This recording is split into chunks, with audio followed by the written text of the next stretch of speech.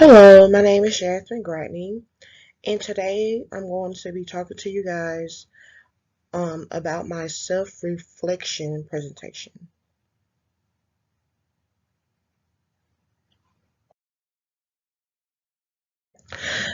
Gender communication um, has two main components. One of them is verbal. Verbal is the use of words to convey a message and can be written or has an oral communication. Nonverbal is a transmission of messages or signal through a nonverbal platform such as eye contact, facial expressions, gestures, posture, and body language. Women typically uses nonverbal communication more, and I can relate to this because um, giving y'all a little background on me. I've been married. I've been with my husband since um, March 2010, and we got married in July 2012. And just being with him and my background, I know that I'm not the easiest person to communicate with, but I do have a way of giving him a facial, like, don't do that.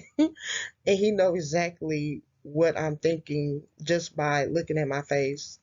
I'm not the typical verbal. I don't I don't know if y'all could tell, but I'm a little nervous now.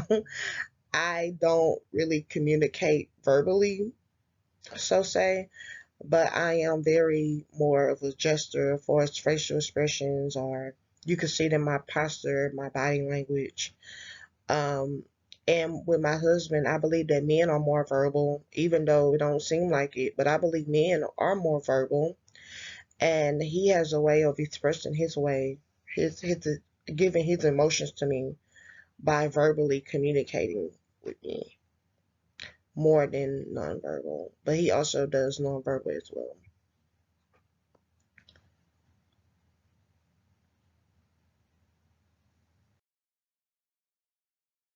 Okay, gender roles and stereotypes.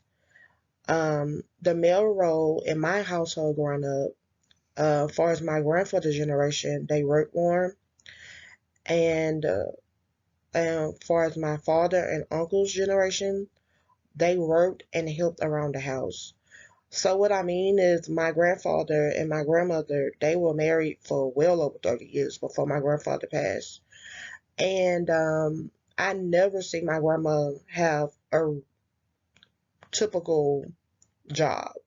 Her job was to mostly cook, um, clean, watch the grandkids, of course, her children grow up, and it was like seven of my mom and I'm sorry, my grandmother on my mother's side.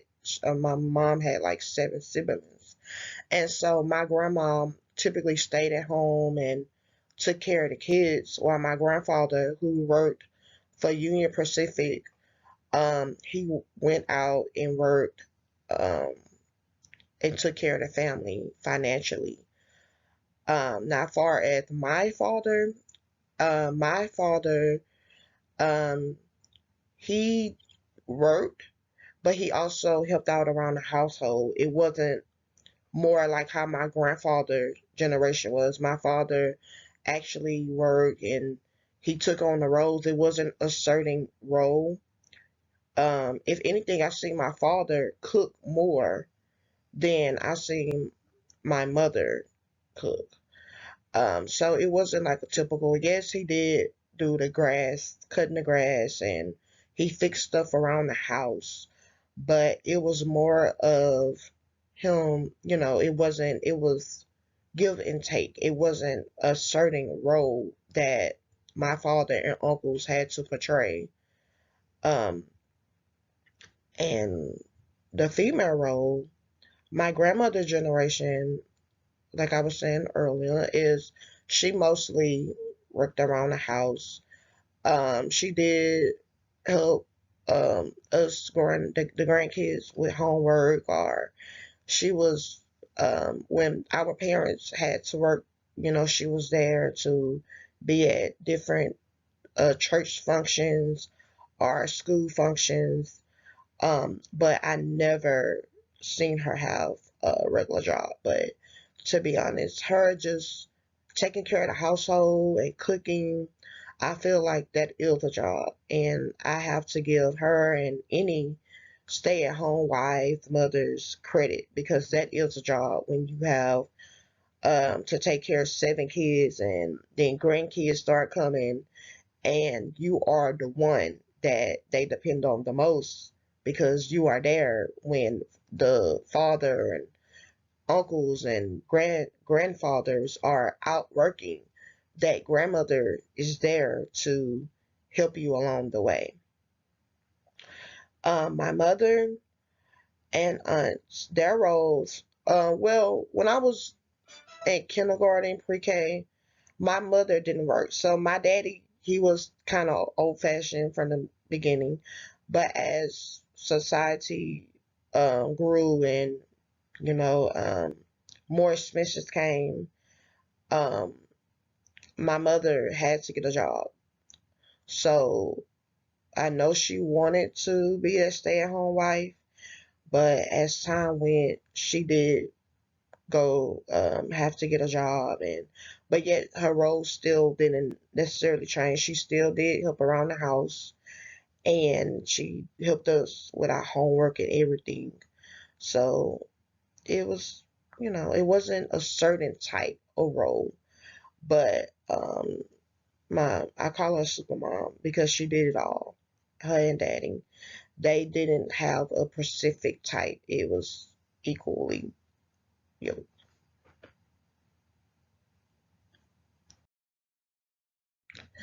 One of my favorite theories that we learn about this semester is social learning, a theory of learning process and social behavior which proposes the new behaviors can be acquired by observing and imitating others. So, me and my husband, we do not have children yet, but I pray we do soon. And, um, but I do absolutely love children, babies, period. I have nieces and nephews and that I watch all the time. And I have observed my nieces like copying whatever their older siblings is doing.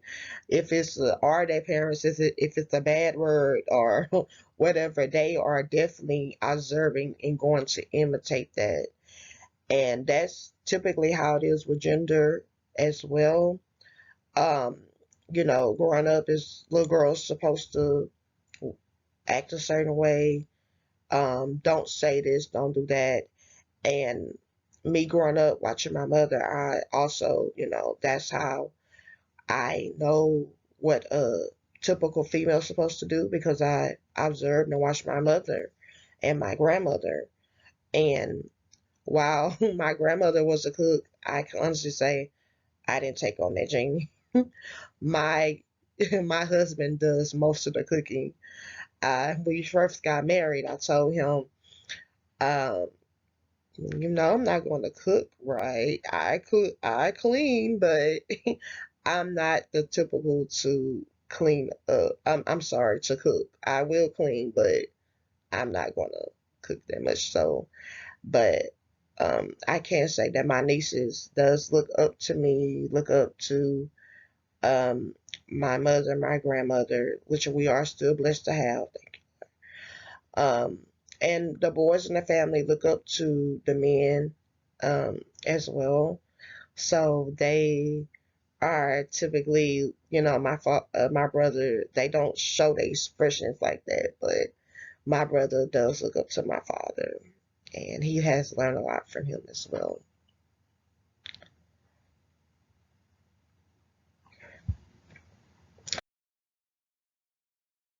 Personal gender role experience, reflection of the LGBTQ community. Growing up in a Christian background, my family taught me that if you was to be gay have any kind of way of thinking outside of marrying a man and a female, the man and the female marrying each other, that you will typically more than likely go to hell. And that's coming from my Christian background, which has always scared me away from thinking about the being gay.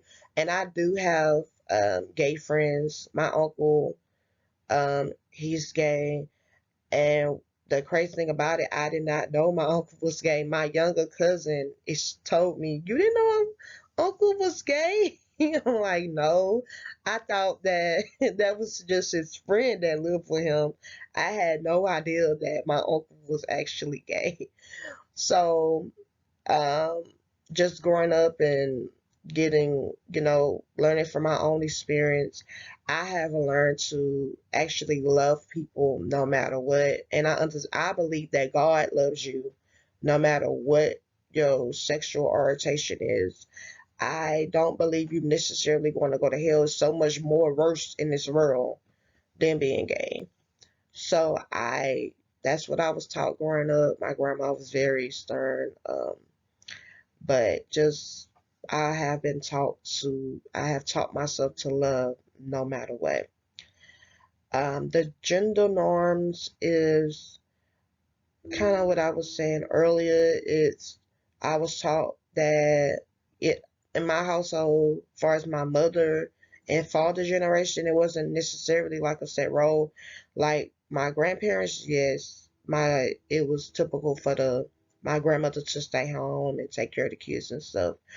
But at the end of the day, my parents have taught me that, and that I'm taking and using that in my marriage now, that no matter what your gender preference is, or are you male, or are you female, that you should give equal roles, and you should take on responsibility no matter what. And I'm going to overhaul that. And I hope that my presentation will help you along the way in your life.